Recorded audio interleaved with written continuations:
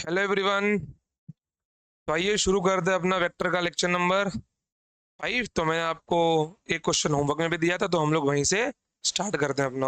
Okay. First of all थोड़ा कैमरे को एडजस्ट एडजस्ट किया जाए।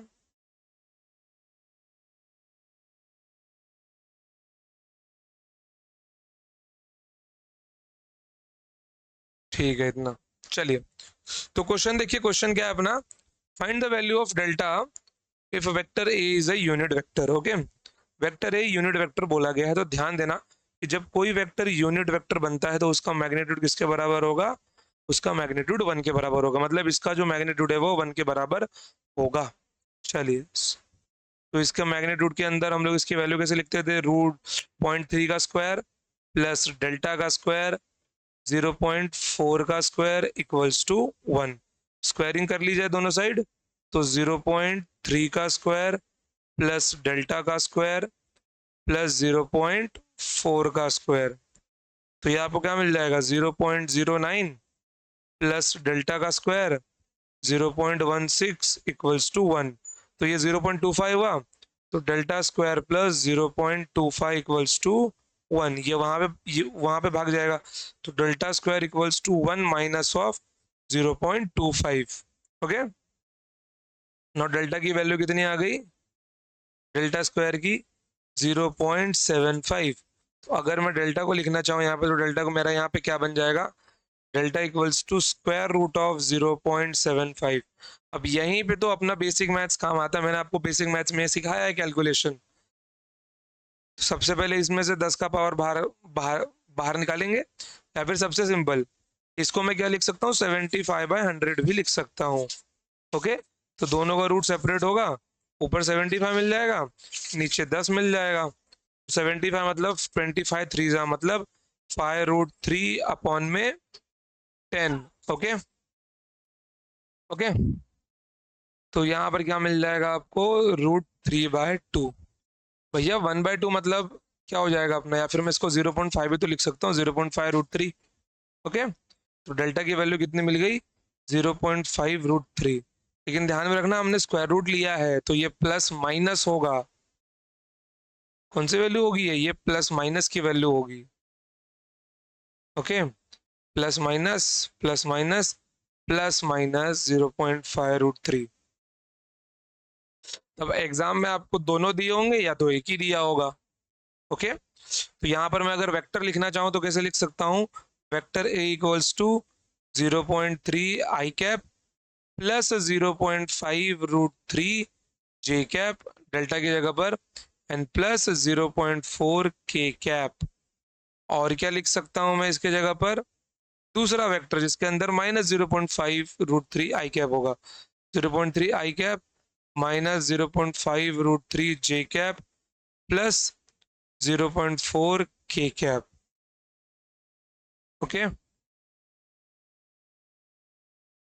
चलिए आगे बढ़ते हैं। Done. Right in the vector form. मैंने कल ही लिखा है, आपको सिखाया था कैसे इसको वेक्टर फॉर्म में लिखना चाहिए। ओके, तो जो आइडियल इक्वेशन था अपना, वो अपना क्या था? मैं अगर वेक्टर आर के फॉर्म में लिखूँ तो इसको भी लिखना है आपको मेरे साथ में। Okay, vector R equals to R X I cap plus R Y J cap. तो आर एक्स की जगह पे हम क्या रखते थे? आर कॉस थीटा, मतलब जो जो एक्सिस थीटा के साथ में है वो कॉस में जाएगा, और ये अपना आर साइन थीटा मिलता था। तो ये प्लस जे के साथ में था। ओके, तो ये आइडियल इक्वेशन समझ के मैं इसको कहीं साइड में बॉक्स में बंद किए देता हूँ, यहाँ पे कहीं। ओके, आ जाओ। अब जरा इसको ध्यान से देखो। ये फोर्स है, किसके साथ में बना रहा है? आई कैप और माइनस जे कैप के साथ में। तो यहाँ पर जे कैप की जगह पे क्या रख दोगे? माइनस जे कैप रख दोगे बस। तो इक्वेशन क्या है यहाँ पे बन जाएगा आपका? Vector F equals to F X I cap minus of F Y J cap. बस, एक्स के साथ में थीटा बना रहा है, मतलब एफ एक्स क्या मिल जाएगा आपको? F cos theta I cap minus of F sine theta J cap. Okay, चलिए, तो यहाँ पे एफ कॉमन निकाल लीजिए। क्या मिल जाएगा? Cos theta I cap minus of sine theta J cap. Okay, अब वैल्यू रखिए, इसकी वैल्यू 50 है। डायरेक्ट आपको ना ये इक्वेशन पे पहुंचना चाहिए अब, समझ गए? तो ये आपका वैल्यू है cos of 37 degree. I guess कि आपको ट्रिग्नोमेट्रिक टेबल याद होगा ही, cos 37 degree minus sine 37 degree. अगर याद नहीं है तो आई कैप जे कैप अपने सामने टेबल खोल के रख लो। cos 37 I cap minus of sine 37 degree J cap, तो 50 cos 37 मतलब कितना मिल जाएगा आपको, 4/5 आई कैप माइनस साइन 37 मतलब 3/5 जे कैप। ओके, तो vector F equals to multiply होगा 5 टेंजा 40, 40 आई कैप माइनस ऑफ 5 टेंजा 50, 10 इंटू 3 30 जे कैप। मिल गया मेरे को मेरा वेक्टर। ओके, चलिए अब अगर मान लो इसका यूनिट वेक्टर लिखना पड़ जाए तो कैसे लिखोगे? Vector F equals to F into F cap. तो एफ कैप क्या लिख दोगे यहाँ से? Vector F upon magnitude of F, vector F upon magnitude of F. Vector F कितना मिला आपको? 40 I cap minus 30 J cap divided by 50।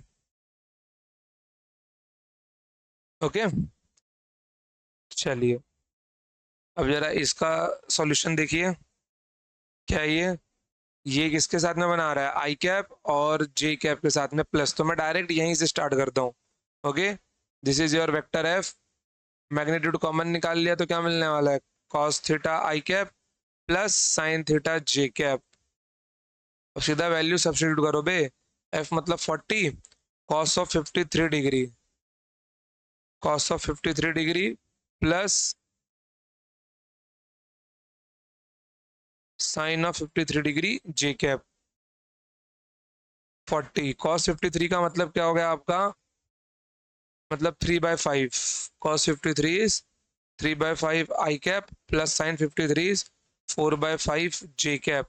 अब मिनिमम रिक्वायरमेंट तो इतनी है कि ट्रिग्नोमेट्रिक टेबल आपको याद रहना ही चाहिए। तो ये आपको कितना मिल जाएगा यहाँ पर? 5 8 जा 8 3 24, 24 आई कैप, 5 8 जा 8 चौक 32, 20 32 J cap. This is your vector F. ये इसका इक्वेशन है सीधा, जिस वेक्टर का मैग्नीट्यूड 40 न्यूटन है। समझ गए? अगर यहाँ पे मुझको एफ कैप लिखना पड़ जाए तो that is your vector F upon magnitude of F. तो वेक्टर एफ कितना आपका? 24 I cap plus 32 J cap divided by 50, sorry 40 divided by 40। कोई डाउट है यहाँ तक? नहीं, नहीं होना भी नहीं चाहिए, बहुत सिंपल है एकदम। ओके, और अगर डाउट आपको लगता है तो आप लोग यहाँ पे नीचे आपके टेलीग्राम चैनल का लिंक दिया गया, आप लोग उसको ज्वाइन कर सकते हैं। चलिए, और वहाँ पे डाउट ग्रुप भी है, पूछ सकते हैं। आइए आगे बढ़ते हैं। अब यहाँ पे ध्यान से देखना, ये जे कैप है और ये आपका माइनस ऑफ आई कैप है। और वन मोर थिंग, थीटा अब यहाँ पे इसके साथ है, या फिर अगर आपको एक्स के साथ में ही लिखना है तो right your angle with x axis. कितना बन जाएगा ये? 30 डिग्री। या तो एंगल अभी 30 लो, और अगर 60 लोगे तो आपको वैसे लिखना पड़ेगा फिर। समझ गए? 30 लोगे तो आपका ही इक्वेशन फॉलो होगा, अदरवाइज। अब कॉस थीटा जे के साथ में होगा और साइन थीटा अब इसके साथ में होगा। किसके लिए? 60 डिग्री के लिए। और अगर 30 के लिए लिखोगे तो फिर ये कॉस बन जाएगा और साइन बन जाएगा, बस थीटा की वैल्यू चेंज हो जाएगी। हम एक बार इसके साथ में भी लिख के देखते हैं। तो vector F equals to F X I cap, जो कि माइनस आई कैप है अब, okay, plus F Y J cap. तो एफ एक्स मतलब क्या है अपना? यहाँ पे एफ साइन थीटा है, तो ये आपको मिल जाएगा minus F sine theta, minus F sine theta I cap plus F Y मतलब F cos theta J cap. बस माइनस एफ कॉमन निकाल लो। जैसे माइनस एफ कॉमन निकला, ये क्या बन जाएगा? Sign theta I cap minus of cos theta J cap. F की वैल्यू कितनी है? 20, तो -20। ये क्या बन जाएगा? अब थीटा की वैल्यू 60 है नालायको, आपने थीटा 60 मान के लिखा है सब, मतलब बाय वाई एक्सिस के साथ में एंगल बन रहा है, तो ये क्या मिल जाएगा आपको, sine 60 degree I cap minus of cos 60 degree J cap. तो -20 साइन 60 इज √3/2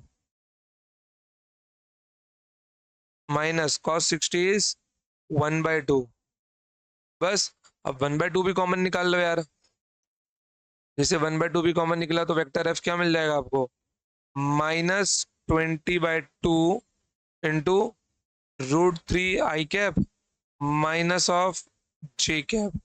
तो कितना आ गया ये, -10 √3 i cap minus J cap.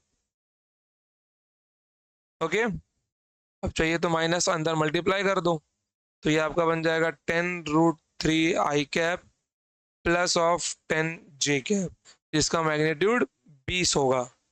Okay, चलिए this is your vector F. और अगर एफ कैप लिखना चाहो तो कैसे लिख सकते हो, F cap equals to vector F upon magnitude of F. तो -10 √3 i cap plus 10 J cap divided by 20। बस इतना सही तो है। चलिए लेट्स गो। अब ये वाला आपके लिए एज होम चैलेंज है, योर एच सी यहाँ पे -i कैप और अब -j कैप दोनों है। ओके, लिख लेना या फिर मैं इक्वेशन लिख देता हूँ। ये वेक्टर एफ होगा आपका, एक्स के साथ में ही एंगल बन रहा है, मतलब minus of F cos theta I cap minus of F sine theta G cap. चलो लिख ही देता हूँ, अब क्या करूँ, माइनस एफ कॉमन निकाल लो, ब्रैकेट में मिल जाएगा आपको cos theta I cap plus sine theta J cap. Okay,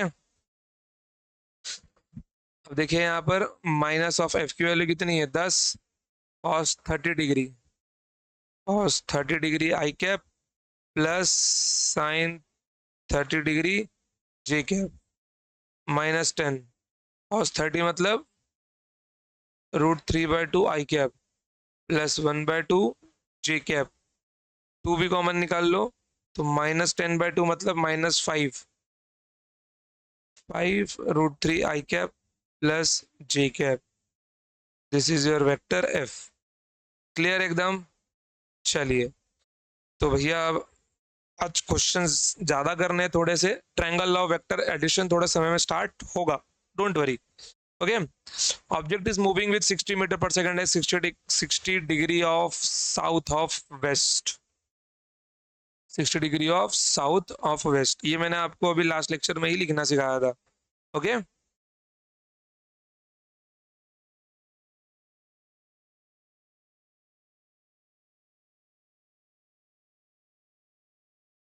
तो ये आपका क्या हो गया, ईस्ट।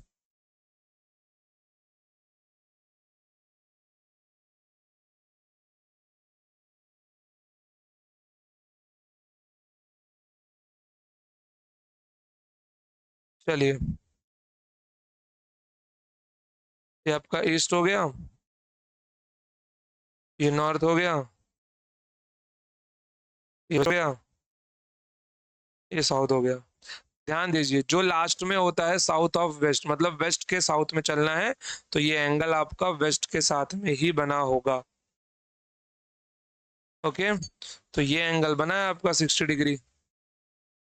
अब बस वेलोसिटी वेक्टर दिया हुआ है 60 मीटर पर सेकेंड। अब तो इजी लिख सकते हो ना, कैसे, minus of I cap minus of J cap के साथ में। तो वेलोसिटी वेक्टर यहां से क्या मिल जाएगा, minus of V cos theta I cap minus of V sine theta J cap. तो माइनस वी कॉमन निकाल लो, क्या मिल जाएगा, cos theta I cap plus sine theta J cap minus of 60 cos of 60 degree, cos of 60 degree I cap plus sine of 60 degree J cap -60 cos 60 की value कितनी मिल जाएगी आपको, this is your 1/2 and sign 60 की value आपकी √3/2 जे cap. जैसे ही 2 common निकालोगे 60/2 -30 और ब्रैकेट में आई कैप प्लस जे कैप, यहीं पे छोड़ दो या फिर पूरा यहाँ पे डिराइव कर लो। कितना मिल जाएगा ये?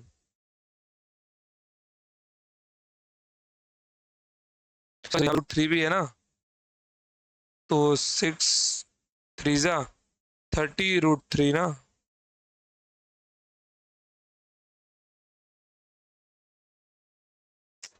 अरे वो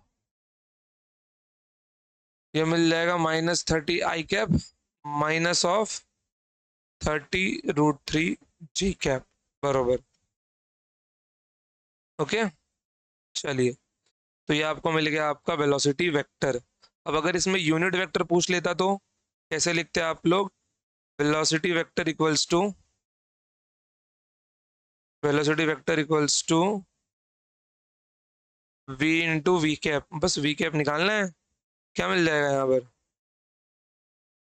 equals to velocity vector upon v। तो this is your -30 i cap -30√3 J cap divided by 60। Clear एकदम? चलिए आगे बढ़ते हैं, लेट्स गो। जैसे कि ये वाला क्वेश्चन देखिए, अब देखिए, अब यहाँ से ना क्या होगा, हम लोग अपना जितना भी लेक्चर रहेगा, हर लेक्चर का टारगेट रहेगा मिनिमम 10 से 12 क्वेश्चन अटेम्प्ट ही करना है, क्योंकि अपना हर चैप्टर कम से कम 10 से 12 लेक्चर का होगा। अगर हम लोग 10 क्वेश्चन का भी टारगेट रखते हैं तो मान के चलिए कि इसके एंडिंग में हम लोग 100 120 क्वेश्चन कर चुके होंगे। बट डेफिनेटली जब थ्योरी खत्म होता है तो हम लोग उस लिमिट को भी पार कर देते हैं अच्छे से। ओके, तो इसके अंदर ओवरऑल कुछ 156 क्वेश्चन है, प्लस जेई मेंस और ये नीट और सीटी के पीवाई की, जो राउंड फिगर घुमा के आपका 256 250 पहुंच जाएगा।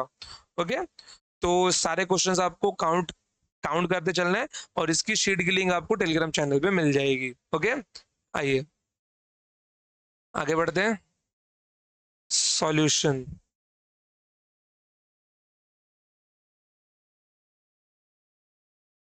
क्वेश्चन देखिए, the vector A equals to I cap plus J cap I cap plus 2 J cap plus 2 K cap and vector B equals to I cap minus J cap plus K cap. What is the unit vector along this? मतलब इसको मैं vector R मान लेता हूं ना।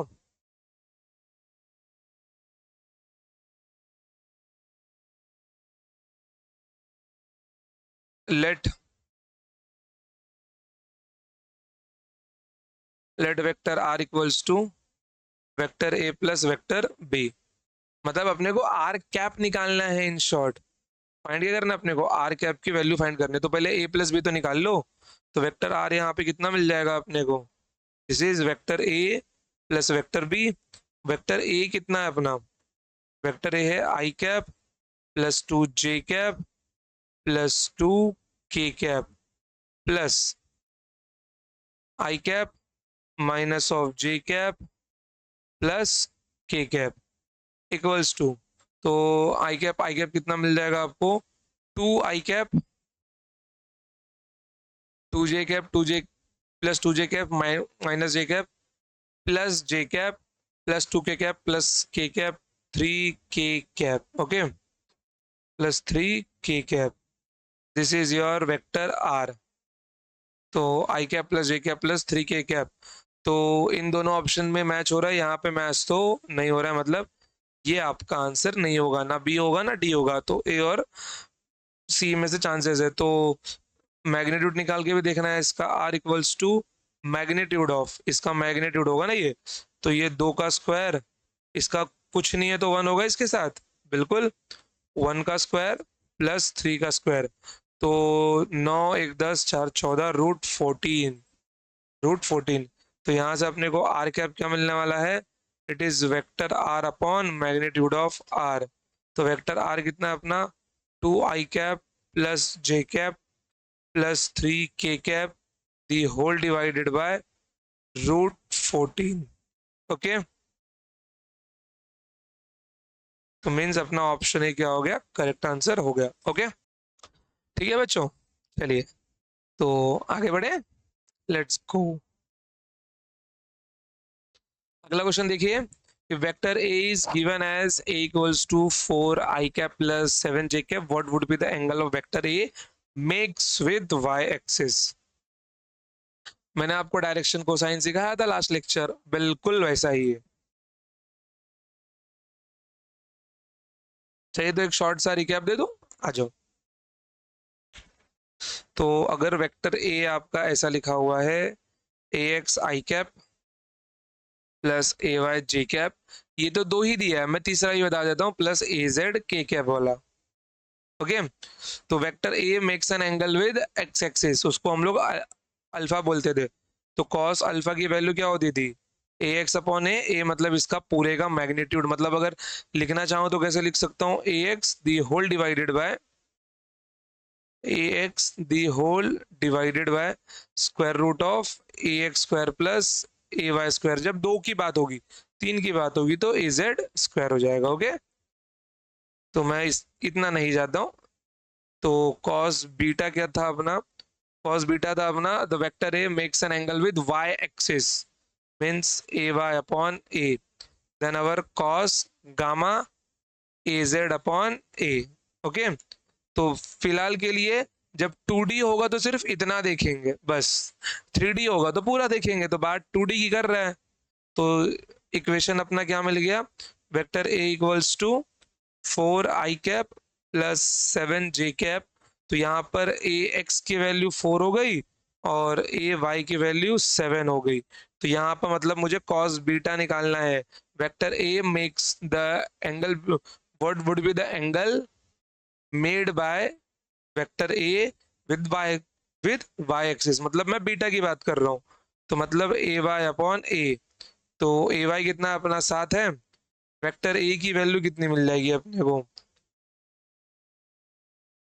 Vector A की value होगी अपनी 4 की स्क्वायर प्लस 7 की स्क्वायर, 4 की स्क्वायर प्लस 7 की स्क्वायर।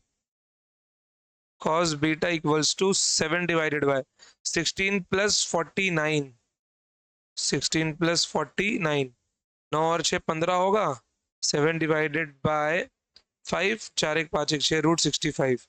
ओके, तो यहाँ पर कॉस बीटा कितना मिल गया आपको, 7 डिवाइडेड बाय √65।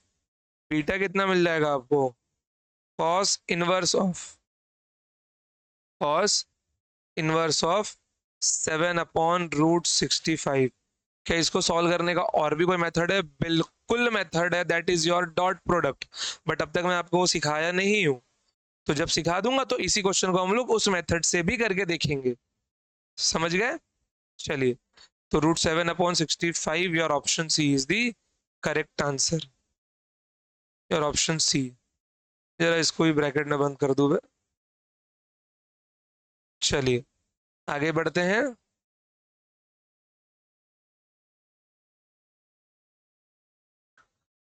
ये the angle subtended by the vector with the x axis, अगर मैं यहीं से अंदाजा लगाना चाहूँ तो सबका डिनोमिनेटर 13 13 दिख रहा है, मतलब मैग्नीट्यूड इसका 13 ही होगा।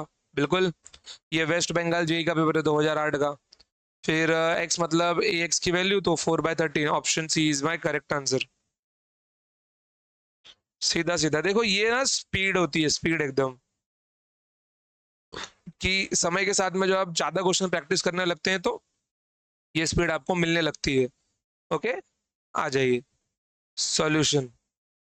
तो यहाँ पर आपको वेक्टर ए कितना दिया गया है, ये दिया गया आपको 4 i cap plus 3 j cap plus 12 k cap. Okay, फिर उसके बाद में पूछा है कि इस वेक्टर ने एक्स एक्सिस के साथ में एंगल कितना बनाया है।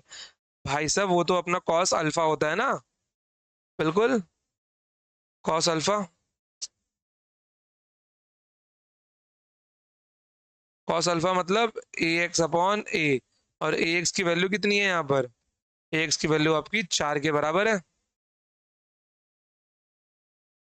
ए एक्स अपॉन में ए,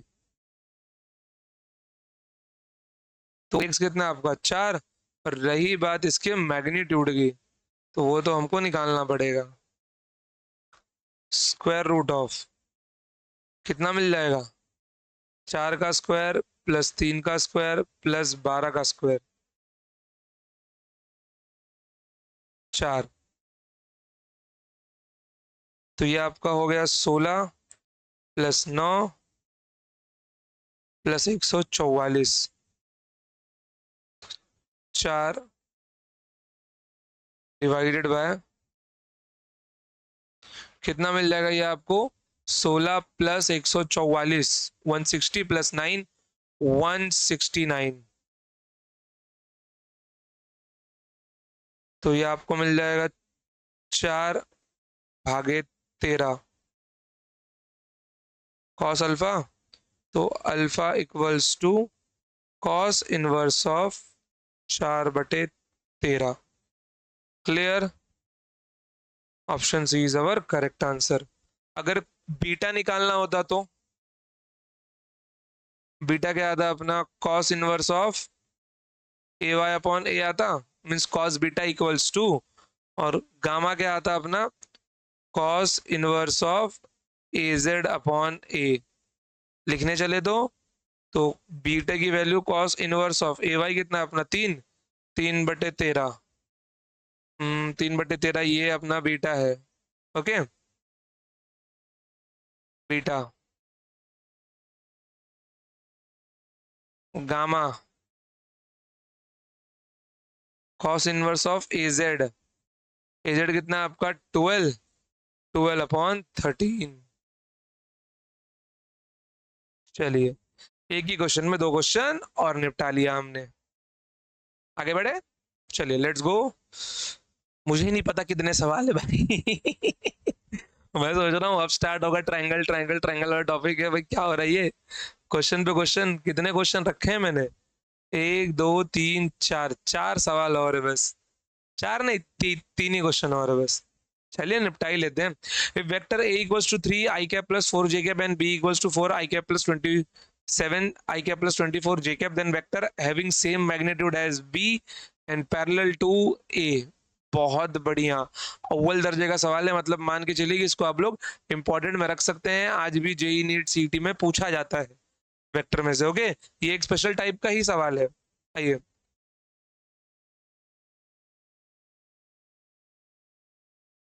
अच्छा देखिए आपको कि देखिए मैं वैसे तो बोर्ड्स के लेक्चर रिकॉर्ड नहीं यहाँ पे नहीं कर रहा हूँ, तो अगर आपको बोर्ड्स के लेक्चर जैसे कि क्लास 11th के लेक्चर्स आपको जो टेक्स्ट बुक में अपने टॉपिक्स हैं उनके अगर एक्सरसाइज का आपको वन शॉट लेक्चर अगर चाहिए, उनके सॉल्यूशन आपको चाहिए, तो आप लोग मुझे कमेंट सेक्शन में बता सकते हो जी सर हमको चाहिए।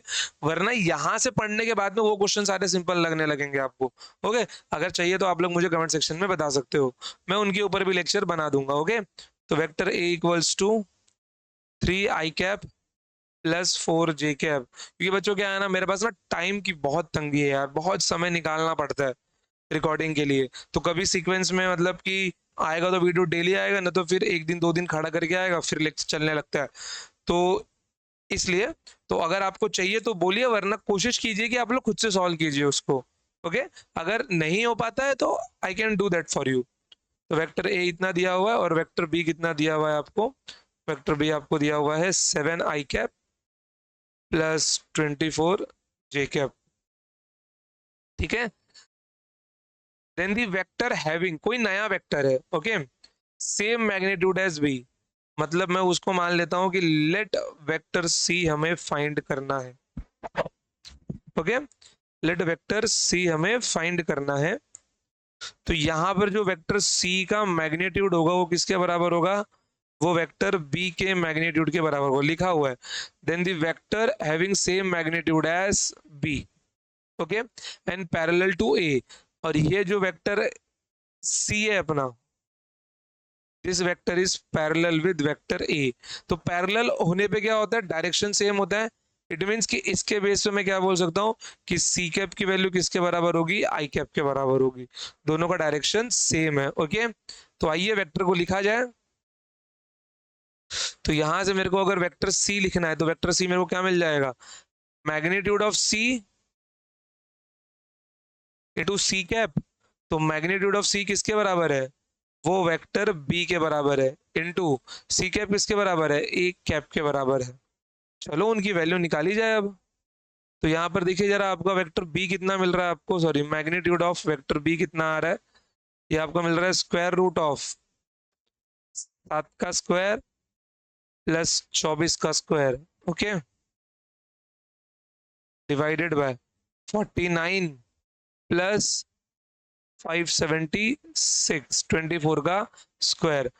होल सम करने पे कितना मिल जाएगा, ये 625 मिलेगा। मीन्स बी की वैल्यू कितनी आ गई, 25 आ गई।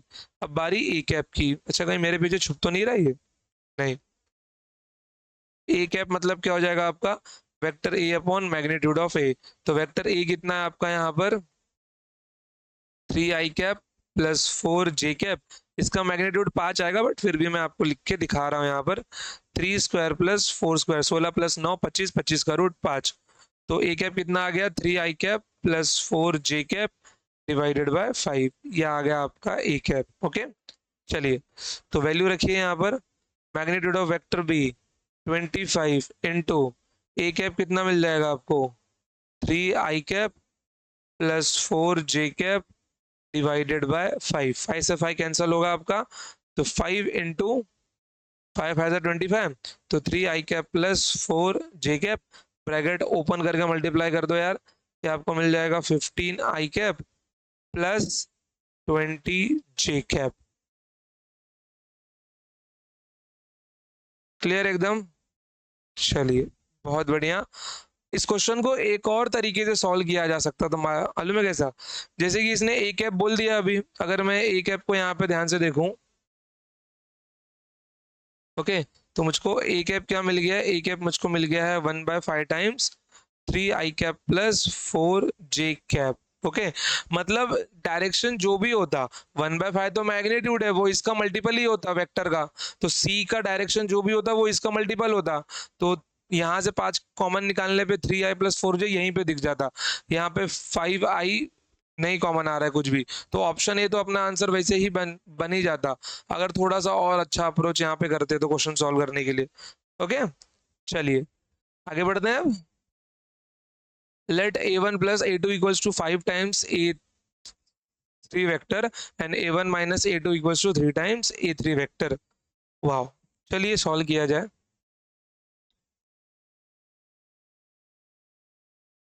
सॉल्यूशन देखिए,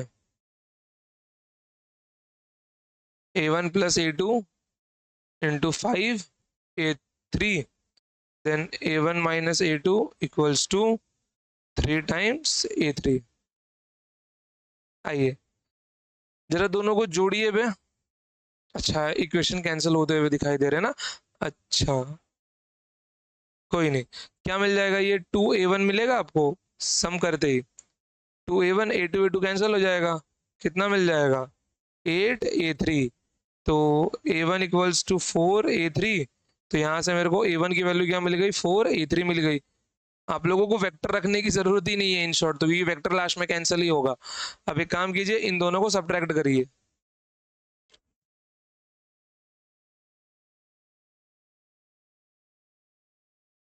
इन दोनों को सब्ट्रैक्ट करते ही a1 कैंसिल हुआ, ये आपको मिल जाएगा 2a2 इक्वल्स टू, सब्ट्रैक्ट होगा ना सॉरी, 2a3 मिल जाएगा।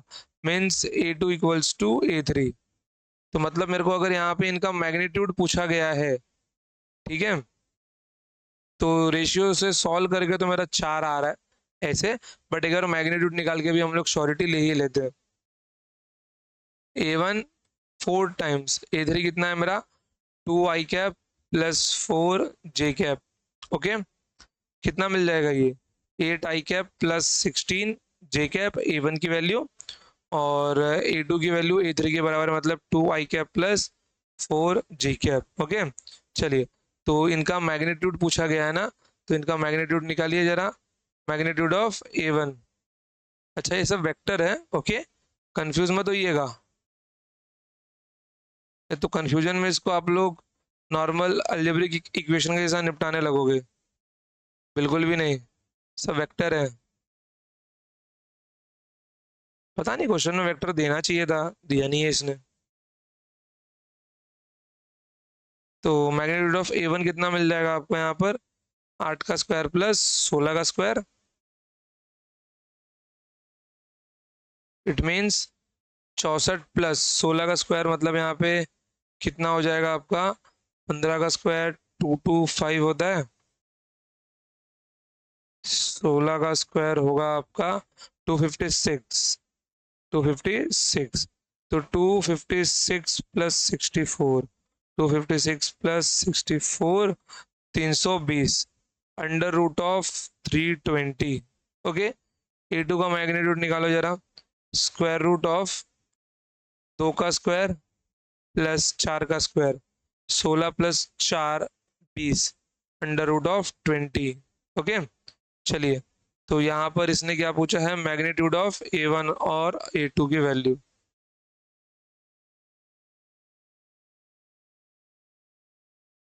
आइए निकाला जाए।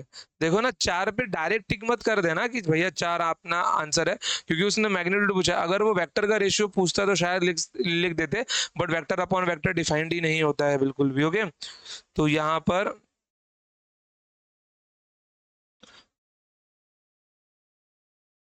A1 vector divided by A2 vector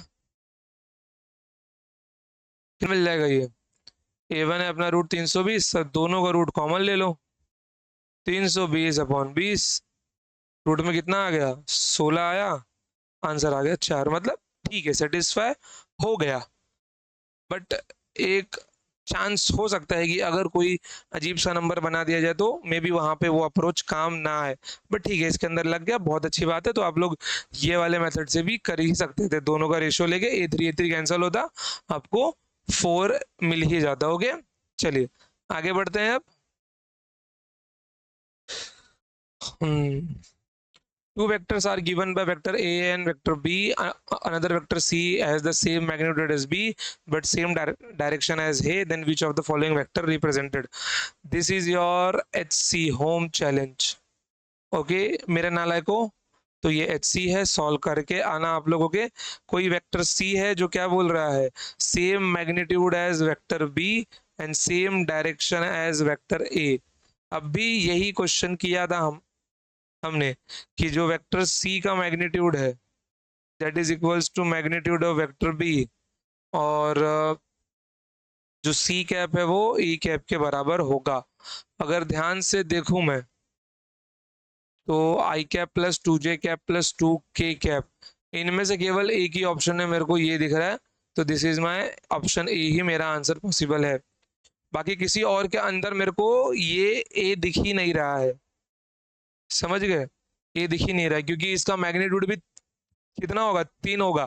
1 का स्क्वायर प्लस 2 का स्क्वायर प्लस 2 का स्क्वायर, 4 4 8 1 9, तो 1/3 तो इसका मैग्नीट्यूड हो गया ना।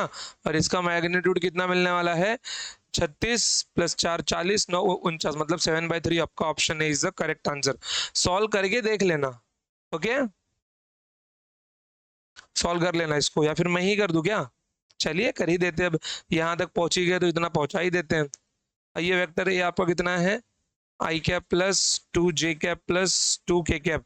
और जिन बच्चों को खुद से करना है वीडियो पॉज करो, खुद से करो नालायको। Okay, then vector B is equals to 3I cap plus 6J cap plus 2K cap. तो वेक्टर B का मैग्नीट्यूड यहीं पे लिखो बे, 3 स्क्वायर प्लस 6 का स्क्वायर प्लस 3 का स्क्वायर, सॉरी 2 का स्क्वायर, इनटू A कैप, मतलब क्या मिल जाएगा आपको यहाँ पर, A कैप की जगह पे आप लोग लिख सकते हैं vector A upon magnitude of vector A। Okay, तो इसका वेक्टर ए कितना आपका, I cap plus 2J cap plus 2K cap the whole divided by magnitude of vector है 1 square plus 2 square plus 2 square. तो ये आपको कितना मिल जाएगा, 36 4 40 9 49, 49 का रूट 7। देन ये आपका I cap plus 2J cap plus 2K cap, इसका मैग्नीट्यूड कितना बन जाएगा, 7 into I cap plus 2J cap plus 2K cap, और इसका मैग्नीट्यूड 4 प्लस 4 प्लस 8 प्लस 1 9, 9 का मैग्नीट्यूड 3। सीधा निकाल लो यार, 7/3 I cap plus 2J cap 2K cap. अब अगर ऑप्शन देखते ही आप लोग पकड़ पा रहे हो तो मतलब प्रैक्टिस काफी अच्छी हो रही है, नहीं पकड़ पा रहे हो तो करते रहिए।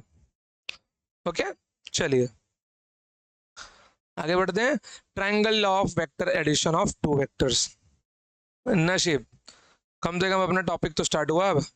चलिए, हाँ पानी पी लो यार।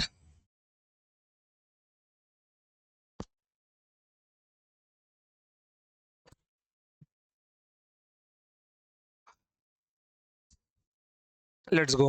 ओके, अब तक देखिए जरा कि हम लोग जब इक्वेशन लिखते हैं vector A equals to 3 i cap plus 4 j cap, और जब इसके मैग्नीट्यूड की बात उठती है तो हम इजिली निकाल लेते हैं। क्यों पता है? क्योंकि 3 i कैप यहाँ पे होता है और 4 j कैप यहाँ पे होता है, इनका रिजल्टेंट कहीं यहाँ पे होता है। तो क्योंकि इन दोनों वेक्टर्स के बीच में एंगल कितना होता है, 90 डिग्री का होता है, तो इजिली निकाल लेते हैं। अगर मैं के कैप की बात करता हूँ भैया, यहाँ पे भी सबके बीच में एंगल 90 डिग्री का ही होता है। बट जब उनके बीच में एंगल 90 डिग्री ना हो तब कैसा अप्रोच रहना चाहिए? ठीक है, बस उसी का वैल्यू निकालनी है कि जब दो वेक्टर्स के बीच में एंगल 90 डिग्री ना छोड़ के एक्सेप्ट कोई एंगल थीटा है तो उसके रिजल्टेंट का मैग्नीट्यूड क्या बनेगा। क्लियर एकदम? आइए आगे बढ़े आप। तो यहाँ पे दो वेक्टर दिया गया अपने को एट एन एंगल थीटा। तो अगर मैं इनको थोड़ा सा शिफ्ट करूं, मुझे चाहिए रिजल्टेंट। ओके, तो थोड़ा सा शिफ्ट करके मैं अगर वेक्टर बी को यहां लाके रख दूं, कोई इशू नहीं होगा। और ये जो एंगल थीटा है वो कहाँ आ जाएगा, वो एंगल थीटा कहीं यहाँ पे आ जाएगा। ओके, और यहाँ पे थोड़ा सा खींच देना वो डॉटेड लाइन एक्स्ट्रा वाला। ओके, रिजल्टेंट बताओ भाई जरा। ये आपका वेक्टर ए है, अरे यार, ये आपका वेक्टर ए और ये आपका वेक्टर बी है। ओके, ये आपका वेक्टर बी है। रिजल्टेंट क्या हो जाएगा, इनिशियल का टेल से फाइनल का हेड, ये बी यहाँ पे भी साइड में लाइन कर दो। ओके, तो आपने इसी इसी डायग्राम को ऐसे कन्वर्ट कर लिया। तो यहां से ये आपको क्या मिल रहा है, ये आपको मिल रहा है वेक्टर बी, इनिशियल का टेल और फाइनल का हेड आपने क्या किया, ऐड कर दिया। This is your vector R. Okay, जहां पे वेक्टर आर को आप क्या लिख सकते हो, your vector R is nothing but vector A plus vector B. Okay, vector R is equals to vector A plus vector B, और इनके बीच में ये जो एंगल है इसको लिख सकते हैं आप alpha. Alpha is the angle between vector A and resultant. Okay, चलिए अब जरा ध्यान दीजिए यहाँ पर कि मुझे इस रिजल्टेंट की वैल्यू चाहिए। तो अगर मैं यहाँ पर एक क्या करूं, एक काम करता हूँ, डायग्राम को ना नीचे बनाता हूँ ताकि आप हर एक केस को ड्रॉ कीजिए। ओके, थोड़ा सा टाइम जाएगा लेकिन नोट्स एकदम भयंकर बनेंगे आपके, एकदम भयंकर और एकदम भौकाली नोट्स आपके बनने वाले हैं। समझ गए? इतना मान के चलिए पूरे महाराष्ट्र में बेस्ट फिजिक्स आप पढ़ रहे हैं। ठीक है, इससे ज्यादा कंटेंट कोई नहीं देगा, इससे कम भले दे दे सीटी में आपको, लेकिन इससे ज्यादा कोई देगा ही नहीं। आइए, हम्म, अब एक बात बताइए कि इसका मैग्नीट्यूड कितना होगा आपका, इसका मैग्नीट्यूड होगा आपका वेक्टर नॉर्मल बी होगा, हाँ है ना? इसका मैग्नीट्यूड आपका नॉर्मल बी होगा, इसका मैग्नीट्यूड आपका नॉर्मल ए होगा। ओके, तो यहाँ पर अगर ये बी है और ये थीटा है, तो क्या आपको नहीं लगता कि सर जी ये बी साइन थीटा हो सकता है? हो क्या सकता है, होगा ही, ये बी साइन थीटा होगा आपका, अरे sorry sorry sorry sorry, B cos theta होगा। क्या हो जाएगा ये आपका, बी कॉस थीटा होगा, और ये आपका क्या मिलने वाला है, बी साइन थीटा मिलने वाला है। कैसे निकाला होगा, मैंने इसको बी एक्स माना, मैंने इसको बी वाई माना, फिर मैंने कॉस थीटा यहां से निकाला, that is B X upon B. Side में निकाल के दिखा देता हूँ, बी एक्स को यहाँ पे कॉस थीटा मेरे को मिल गया B X upon B, B X की वैल्यू क्या मिल गई मेरे को, बी कॉस थीटा मिल गई। मैंने यहाँ पे साइन थीटा मान लिया बी वाई अपॉन बी, तो यहाँ से मेरे को बी वाई क्या मिल गया, बी वाई मेरे को मिल गया बी साइन थीटा। बस, बाकी अपना वो आपको याद ही है रिजोल्यूशन, बस बिल्कुल वही किया हमने यहाँ पर। ओके, तो यहाँ से मुझे एक राइट एंगल ट्रायंगल मिल गया है, अगर आपको दिख रहा होगा तो मुझे यहाँ से क्या मिला है, एक राइट एंगल ट्रायंगल मिल गया है। और इस वेक्टर आर का मैग्नीट्यूड किसके बराबर होगा, आर के बराबर, सिंबॉलिक फॉर्म में, वो तो हमें अभी निकालना है। ओके, तो अगर मैं इसको एक यहाँ पर प्रॉपर ट्रायंगल दूं, राइट एंगल ट्रायंगल, काम करता हूँ ना, बना ही लेता हूँ।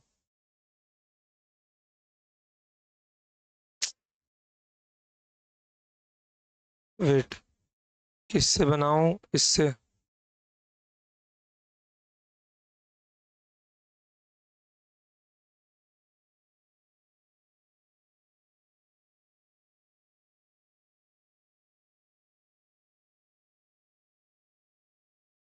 एक यहाँ तक, और ये अपना हाइपोटेनस।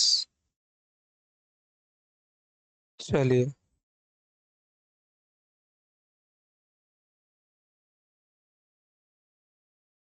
ये मिल गया, बिल्कुल इसी के लेंथ का है। तो देखो यहाँ पर, ये आपका हो गया आर, और ये आपका मिल गया A plus B cos theta, total length A plus B cos theta, और ये आपको क्या मिल गया, बी साइन थीटा। ओके, चलिए, तो बस अब आर का मैग्नीट्यूड निकालना है। आपको दिख गया, ये राइट एंगल ट्रायंगल बन गया यहाँ पर। स्लाइड कॉपी करता हूँ, और अब यहाँ से शुरू होगा अपना triangle law of vector addition का डेरिवेशन। आइए,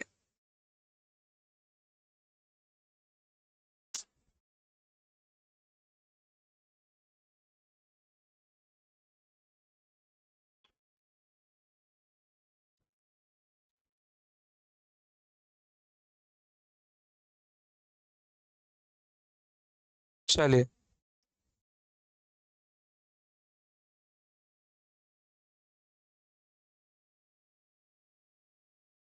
देखिए यहाँ पर, तो यहाँ से आप लोग लगा सकते हो पाइथागोरस थ्योरम। आपको क्या मिल जाएगा, आपको मिल जाएगा R square equals to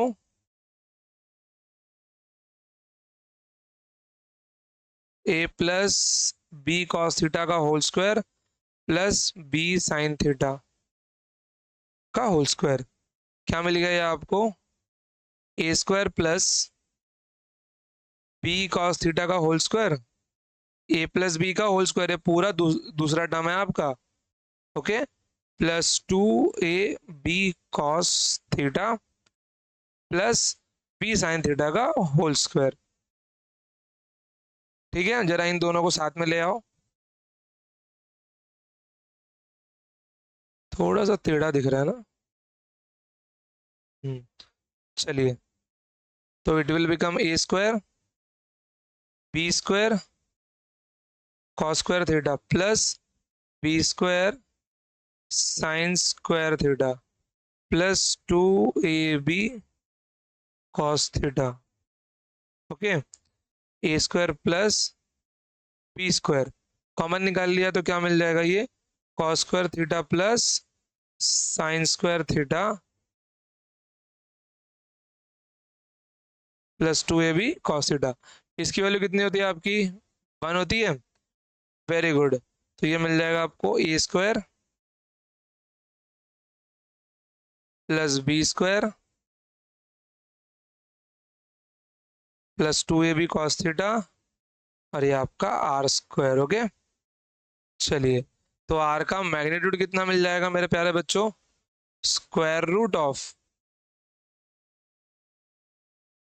A square plus B square plus two A B cos theta. तो यहाँ से मुझे वेक्टर आर का मैग्नीट्यूड कितना मिल गया, R equals to,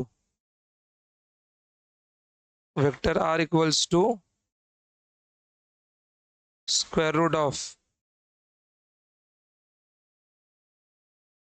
A square plus B square plus two A B cos theta, two A B cos theta. Easy एकदम, very good. चलिए, बहुत बढ़िया, चमक गया आप लोगों को। ओके, आगे बढ़े आप, आइए।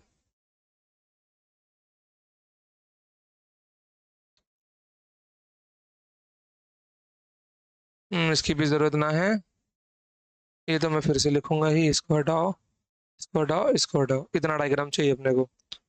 सो magnitude of vector r, it will become, wow, a square plus b square plus 2ab cos theta. ठीक है, जस्ट ध्यान दीजिए, मुझे यहाँ पे फाइंड करना है आर मैक्स, कि आर मैक्सिमम की वैल्यू कितनी होगी। ठीक है, अगर मुझे आर मैक्स फाइंड करना है तो इसके लिए देखो, ए बी तो कांस्टेंट है, टू भी कांस्टेंट है, ए और बी का मैग्नीट्यूड भी क्या है, कांस्टेंट है। तो मुझे अगर आर मैक्स निकालना है तो इसके लिए मुझे क्या चाहिए होगा, मुझे कॉस थीटा का भी मैक्सिमम वैल्यू चाहिए होगा। क्या चाहिए होगा मुझे, मुझे कॉस थीटा का भी मैक्सिमम वैल्यू। क्या ये चिपक क्यों जा रहा है, मुझे कॉस थीटा का भी क्या चाहिए होगा, मैक्सिमम वैल्यू चाहिए होगा। तो अगर आपको कॉस थीटा का रेंज याद हो, मैंने ट्रिग्नोमेट्री में सिखाया था, ये 1 से छोटा या 1 के बराबर और -1 से बड़ा होता है, ये इसका रेंज होता है। तो ये इसकी वैल्यू कौन सी हो जाएगी, ये मैक्स वैल्यू हो जाएगी, और ये इसकी वैल्यू कौन सी हो जाएगी, ये इसकी मिनिमम वैल्यू हो जाएगी। तो मैं अगर यहाँ पे cos थीटा को क्या रखना पड़ेगा, cos थीटा की मैक्सिमम वैल्यू +1 होती है, तो मतलब इस इक्वेशन में मुझे इसे 1 रखना पड़ेगा, तब जाके ये वैल्यू मेरा क्या बनेगा, आर मैक्स बनेगा। तो R max is a square root of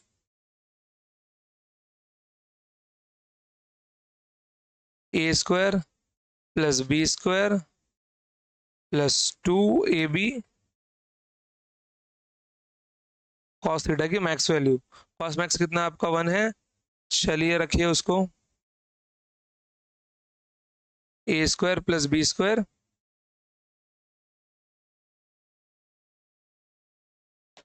A square plus B square plus 2ab। Okay, तो यहाँ पर ये क्या लग जाएगा आपका, ए प्लस बी का होल स्क्वायर बन गया, ये ब्रैकेट में क्या आ जाएगा, ए प्लस बी। तो भाई साहब आर मैक्स की वैल्यू कितनी मिल गई आपको, थोड़ा सा ना ऊपर खिसकाना पड़ेगा। ये तो डायग्राम को थोड़ा छोटा किया देता हूँ, डायग्राम छोटा ना होगा, इसी को ऊपर करना पड़ेगा। चलिए कोई ना, तो यहाँ से अपने को आर मैक्स कितना मिल गया, आर मैक्स मिल गया हमको ए प्लस बी। आई होप कि ये दिखाई दे रहा होगा। ओके, तो आर मैक्स कितना आ गया अपना, ए प्लस बी आ गया, कहीं पे लिख दूं क्या साइड में, यहीं पे लिख देता हूँ ना आर मैक्स।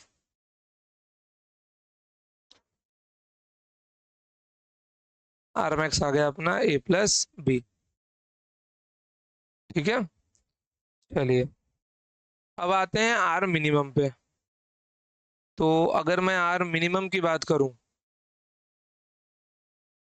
तो आर मिनिमम कब पॉसिबल है, जब cos थीटा अपना क्या हो जाए, मिनिमम हो जाए। तो आर मिनिमम तब पॉसिबल है जब मैं cos थीटा की मिनिमम वैल्यू लूँ, जो क्या है अपनी -1 है। बहुत बढ़िया। तो यहाँ से अपने को मिल जाएगा ये R minimum is equals to under root of A square plus B square plus 2ab cos theta minimum. cos theta minimum मतलब -1, -1 रखते ही ये साइन भी अपना माइनस बन जाएगा ना। तो क्या मिल गया यहाँ पर, under root of A square plus B square -2ab square root of A minus B का होल स्क्वायर। तो यहाँ से अपने को आर मिनिमम मिल गया ए माइनस बी। क्लियर, तो आर की वैल्यू इन दोनों के बीच में ही लाई करेगी, इसके अलावा उसका मैग्नीट्यूड बाहर नहीं जाएगा। समझ गए, तो मैं यहाँ पे लिख देता हूँ कि आर की जो वैल्यू है वो आर मैक्स और आर मिनिमम के बीच में ही लाई करेगी। वो या तो आर मैक्स से छोटा होगा या तो उसके बराबर होगा। यहाँ पर क्या हो जाएगा, आर मिनिमम की वैल्यू कब होगी, आर आर की वैल्यू आर मिनिमम से बड़ी होगी या फिर उसके बराबर होगी। Means value of R is less than और equals to A plus B और मोर देन और equals to A minus B. खत्म। बस इतनी सी बात ध्यान में रखना, एमसीक्यू में बहुत काम आती है। ठीक है। चलिए आगे बढ़े अब थोड़ा सा इनमें बात किया जाए। अच्छा।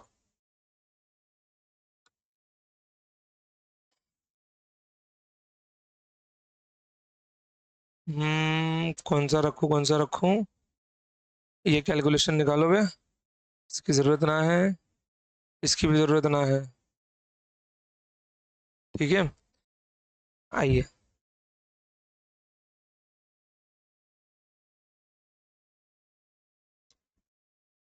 तुम ना एक काम करो, तुम यहाँ आ जाओ। ठीक है चलो।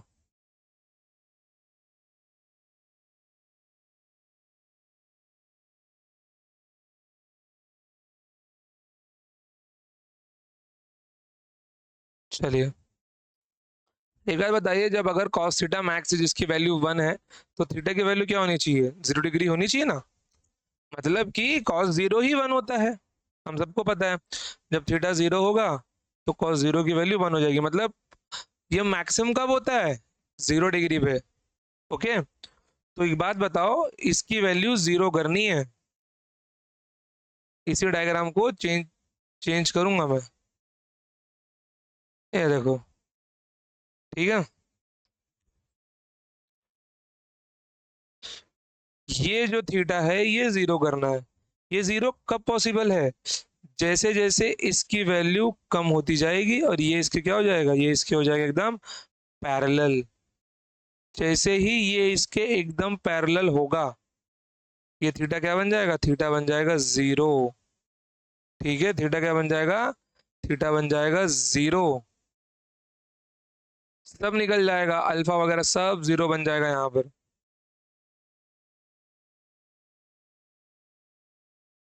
समझ गए? आपका वेक्टर ए हुआ और ये आपका हो गया वेक्टर बी। तो अगर मुझे रिजल्टेंट ड्रॉ ड्रॉ करना है तो कैसे निकालना होगा? ये इनिशियल का टेल और ये फाइनल का हेड। ये मेरा होगा vector R. Vector R equals to vector A plus vector B, जिसका मैग्नीट्यूड भी किसके बराबर होगा? जिसका मैग्नीट्यूड भी ए प्लस बी के ही बराबर होगा। क्यों? क्योंकि थीटा की वैल्यू यहाँ पर, थीटा की वैल्यू 0 डिग्री है। समझ गए? इसका डायग्रामिक रिप्रेजेंटेशन ऐसा होगा। जरा इसका देखो अब। कॉस थीटा मिनिमम -1 कब होगा? 0 1 पे है। तो जब थीटा की वैल्यू 180 डिग्री होगी, ये क्या हो जाएगा आपका? ये -1 होगा कॉस थीटा। क्यों? कॉस ऑफ 180 डिग्री -1 होता है। मतलब कि ये जो थीटा है, ओके, ये प्रॉपर इसके क्या हो जाएगा? ये प्रॉपर इसके अपोजिट में चला जाएगा। जैसे कि ये सब निकालो जरा।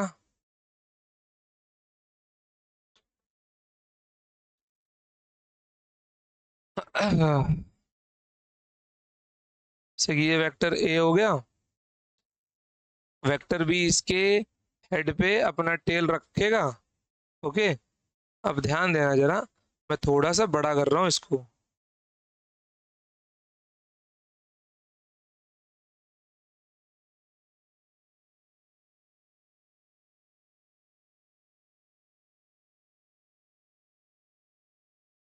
ये इतना बड़ा हुआ चीज दिख रहा है ये, थोड़ा सा, यही इतना रिजल्टेंट होगा इनिशियल के टेल से फाइनल का हेड।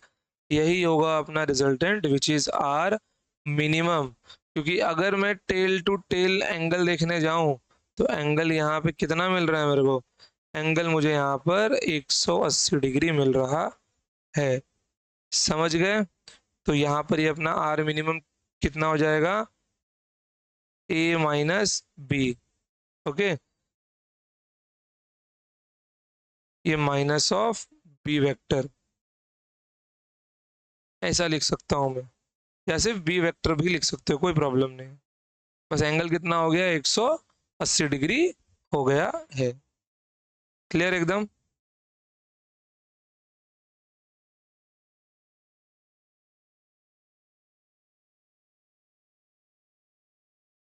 तो आर मिनिमम के लिए तो इक्वेशन वही लिखना पड़ेगा वेक्टर वाला। वैल्यू के लिए लिख दूंगा कि R minimum is A minus of B. Okay, समझ गए? कोई प्रॉब्लम यहाँ तक? बिल्कुल भी नहीं। बढ़िया, भौकाली रूप से सबको समझता जा रहा है। तो थोड़ा सा ना बी को नीचे नीचे गिर देता हूँ।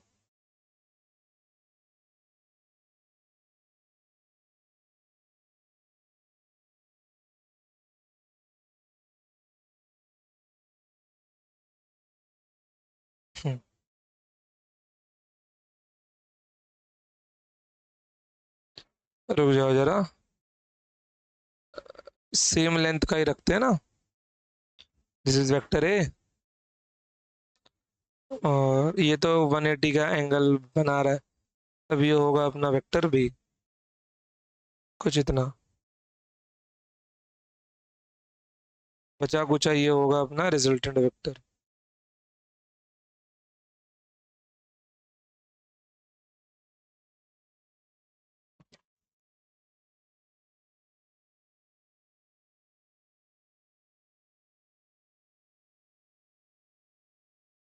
ये इसका इक्वेशन। ओके, दिख तो रहा है ना? हाँ, बहुत छोटा सा दिख रहा है। ठीक है, अगर आप लोग चाहे तो बड़ा भी कर सकते हो, ऐसा कुछ भी नहीं है कि इतना ही रखना है। आप लोग इतना रख दो इसको, रिजल्टेंट को, क्या दिक्कत है? ठीक है, चलिए, बहुत बढ़िया। तो यहाँ पे हमने आर मैक्स और आर मिनिमम निकाल लिया। कोई प्रॉब्लम यहाँ तक आपको?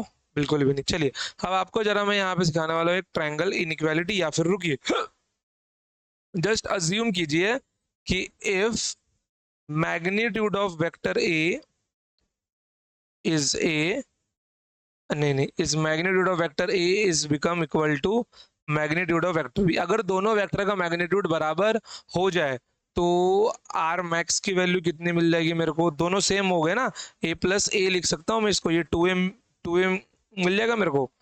इसको ध्यान ध्यान ध्यान में रखना, आगे काम आएगा अपना अभी। और अगर यहाँ पे दोनों वेक्टर की वैल्यू बराबर हो जाए, if vector A, if magnitude of vector A is equals to magnitude of vector B, तो आर मिनिमम कितना बन जाएगा अपना? सेम चीज ही माइनस हो रही है तो जीरो हो जाएगी। चलिए, तो आर मैक्स सेम मैग्नीट्यूड के लिए कब होगा? जब थीटा की वैल्यू 0 डिग्री होगी, और यहाँ पे थीटा की वैल्यू 180 डिग्री है। क्लियर एकदम? कोई प्रॉब्लम है यहाँ तक? बिल्कुल भी नहीं। चलिए, आगे बढ़ते हैं हम लोग। हम्म, अभी आपको लिखना है यहाँ पे ट्रायंगल इनइक्वालिटी।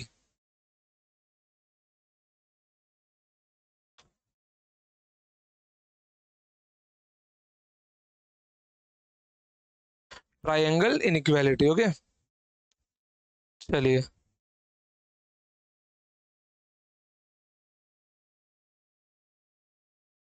जस्ट अज्यूम कीजिए कि यहाँ पे एक ट्रायंगल दिया गया है। ओके, ये इसकी साइड ए, बी और सी। अब कोई भी ट्रायंगल कब ट्रायंगल बन पाता है? ओके, जैसे कि फॉर एग्जांपल मैं यहाँ पे एक एग्जांपल के लिए ट्रायंगल लेता हूँ, राइट एंगल ट्रायंगल। और एक आइडियल राइट एंगल ट्रायंगल आप सबको पता है कितना होता है? 3 4 5 का होता है। 3 4 5। ओके, तो ये ट्रायंगल कब बनेगा? जब किसी भी एक ट्रायंगल की साइड किसी के सम से छोटी और किसी के डिफरेंस से बड़ी होगी तब। मतलब यहाँ पे जो 5 है, ये 5 4 + 3 से छोटा होना चाहिए, और 4 - 3 से बड़ा होना चाहिए। 3 - 4 मत लिखना, मैं सिर्फ मैग्नीट्यूड की बात कर रहा हूँ। डिफरेंस डिफरेंस देखना है। मतलब आप लोग इसको मैग्नीट्यूड में भी बंद कर सकते हो, कोई प्रॉब्लम नहीं आएगा। चाहिए तो इसको भी मैग्नीट्यूड में बंद कर दो, कोई इशू नहीं आएगा। ओके, तो यहाँ पे ये वैल्यू 5 हो जाएगी, ये आपकी 7 हो जाएगी, और ये आपकी 1 हो जाएगी। ओके, दूसरी वैल्यू मैं अगर 4 के लिए लिखता हूँ, तो 4 की वैल्यू 5 + 3 से छोटी होनी चाहिए, और 5 - 3 से बड़ी होनी चाहिए। बिल्कुल होती है, 4 की वैल्यू 2 से बड़ी होगी, लेकिन 8 से छोटी होगी। अगर मैं 3 के लिए लिखता हूँ, तो 3 की वैल्यू 5 + 4 से छोटी, इनके सम से छोटी, और इनके डिफरेंस से बड़ी होनी चाहिए। तो 1 3 और यहाँ पे 9, तो 9 से छोटी है, 1 से बड़ी है। अब मैं यहाँ पे मैग्नीट्यूड किस लिए लगाऊं? किसी का मन हो गया सर मेरे को 3 - 5 करना है, तब बोलेगा सर ये तो -2 आ रहा है। बिल्कुल नहीं, मैं -2 नहीं, मैं सिर्फ 2 देखूंगा, मुझे -2 नहीं देखना है, इसलिए मैंने मैग्नीट्यूड लगाया है। ओके, तो यहाँ पर जो अपना ट्रायंगल इनइक्वालिटी है, जो कोई भी एक साइड होगा यहाँ पर, ओके, वो छोटा होगा दूसरे के सम से और बड़ा होगा उन दोनों के डिफरेंस से। तो अगर मैं बी की बात करता हूं तो बी वाली जो साइड, तभी ट्रायंगल पॉसिबल है, वरना ट्रायंगल बन नहीं सकता ऐसे भी। आपको तीन साइड्स दी होगी और बोलेंगे कि तीसरा साइड क्या हो सकता है, तो उन दोनों के सम और डिफरेंस के रेंज के बीच में ही आएगी। समझ गए? बिल्कुल। चलिए, तो ये आपको क्या मिल जाएगा, बी है ना, तो ए प्लस सी के सम से छोटी होगी बी की वैल्यू, और ए माइनस सी के सम से बड़ी हो जाएगी। सी की बात है तो ये ए प्लस बी के सम से छोटी हो जाएगी और ये इसके सम से बड़ी हो जाएगी ए माइनस बी से। ओके, रुकिए, इसको लिख के लिया ना आपने। चलिए, अब जैसे फॉर एग्जांपल कीजिए, मैंने यहाँ पे एग्जांपल दिया कि if A equals to 3, B equals to 4, then what should be C, what should be C, so we can make a triangle, we can make a triangle।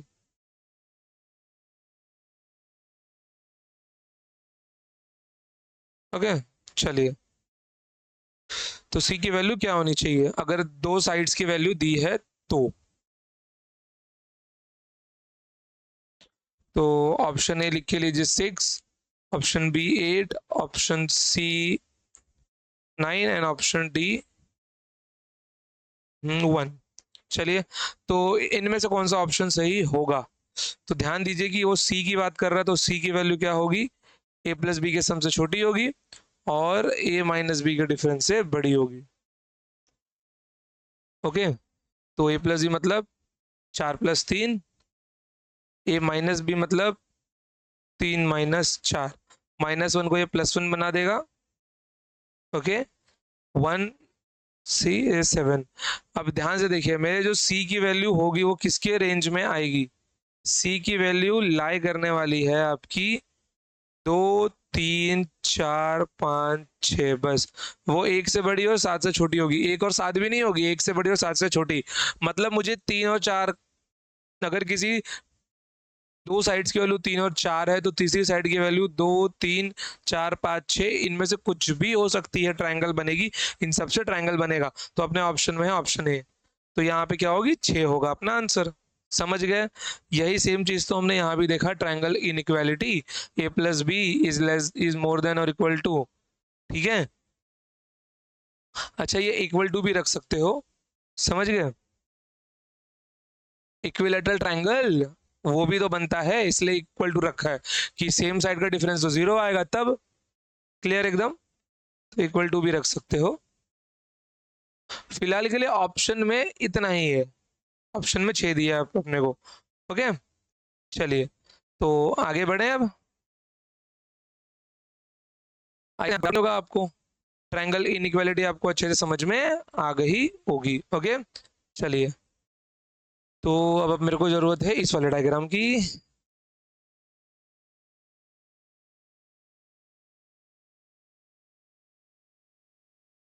आ जाओ।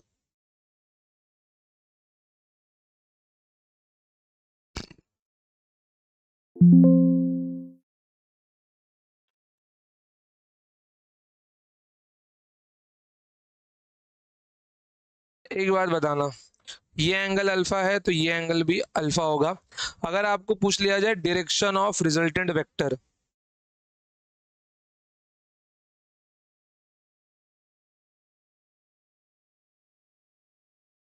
Direction of resultant vector, okay, तो resultant vector का मुझे direction निकालना है। भैया magnitude of are के terms में मत निकाल लेना, आपको अल्फा निकालना है, क्योंकि आर का मैग्नीट्यूड अपना अब भी निकला है, √(a²+b²+2ab cos theta.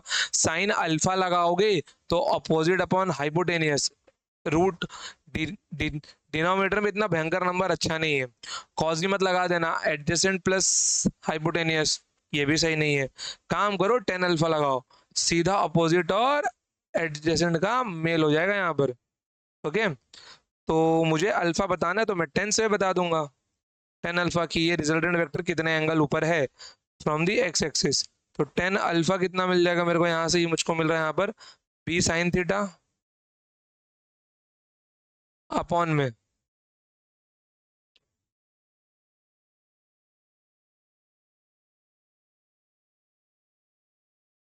B sine theta upon ए प्लस बी कॉस थीटा। तो ये हो गया direction of resultant vector. Clear एकदम। तो यहाँ से अल्फा क्या मिल जाएगा मेरे को, 10 inverse of B sine theta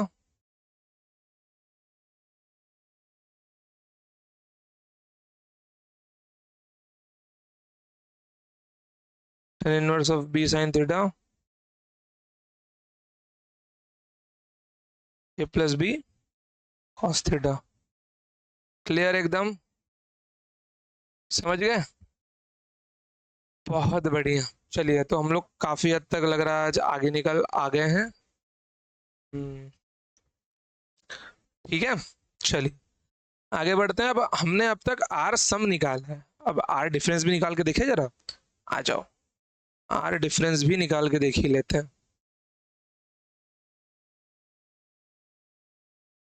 इनकी जरूरत ना है, ठीक है। अब ध्यान देना जरा कि यहां पर जो अपना वेक्टर इक्वेशन था, वो वेक्टर इक्वेशन था vector R equals to vector A plus vector B. Just in case suppose करो कि अगर अब मेरे को रिजल्टेंट वेक्टर दूसरे डायरेक्शन में लेना हो, ठीक है, मतलब मैं क्या कर रहा हूं, मैं यहां पर इसको डायरेक्शन चेंज कर रहा हूं सिर्फ। तो इसका डायरेक्शन बताओ जरा, क्या ये मेरा माइनस बी वेक्टर नहीं आएगा?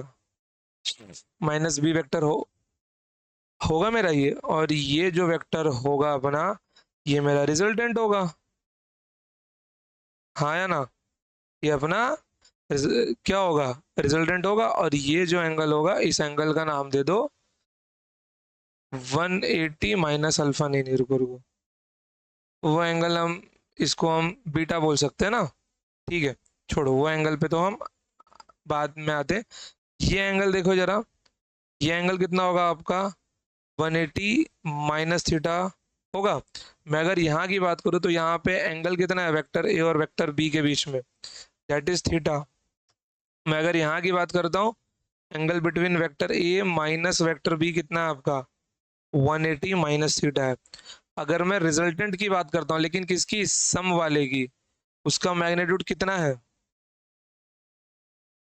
ए स्क्वायर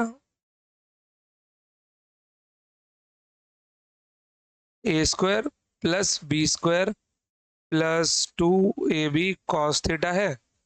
फिर क्योंकि यहाँ पे एंगल थीटा है, अगर मैं यहाँ पे इसके रिजल्टेंट की वैल्यू लिखने चाहूँ, जैसे कि ये तो मेरा आर सम है ना, मैं अगर यहाँ पे आर डिफरेंस लिखना चाहूँ, तो आर डिफरेंस की वैल्यू क्या मिल जाएगी मेरे को, ये मेरा बन रहा है, आर डिफरेंस मेरे को यहाँ पे मिलेगा vector A plus of minus vector B, क्योंकि मैं माइनस बी वेक्टर ऐड कर रहा हूँ ना, तो ये मिलेगा vector A minus of vector B. तो सम का तो मैग्नीट्यूड ये आया, डिफरेंस का मैग्नीट्यूड क्या आएगा वो देखना है। अगर ध्यान से देखोगे तो यहाँ पे इसकी साइज छोटी हो गई है थोड़ी सी। ओके, चलिए, तो यहाँ पे आर डिफरेंस कितना है आपका, मैग्नी वेक्टर इक्वेशन है ये आपका vector A plus of minus of vector B which is vector A minus of vector B.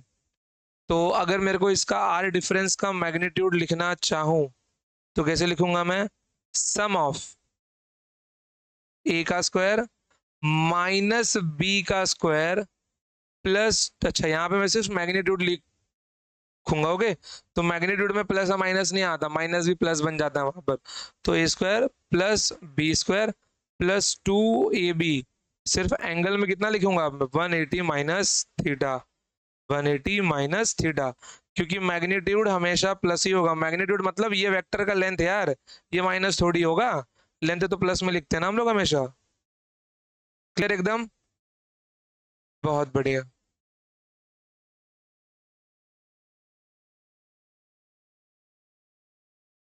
To cos of 180 minus theta.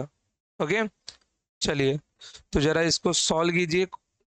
Cos cos 180 minus theta होता है माइनस कॉस थीटा, तो ये आपको मिल जाएगा a square plus B square minus 2ab cos of theta. क्या मिल गया ये आपको? ये आपको मिल गया आर डिफरेंस। ओके, तो ये जो फॉर्मूला है आपका आर समेशन का मैग्नीट्यूड है। ओके, ये आपका आर सम का मैग्नीट्यूड है, और बस इसके बीच में जैसे ही माइनस आएगा ये आपका क्या बन जाएगा? आर डिफरेंस का मैग्नीट्यूड बन जाएगा। ओके, आर डिफरेंस और यहाँ पे माइनस। ओके, तो ये आपका बन जाएगा आर डिफरेंस। तो ये अपना क्या हो गया? R difference.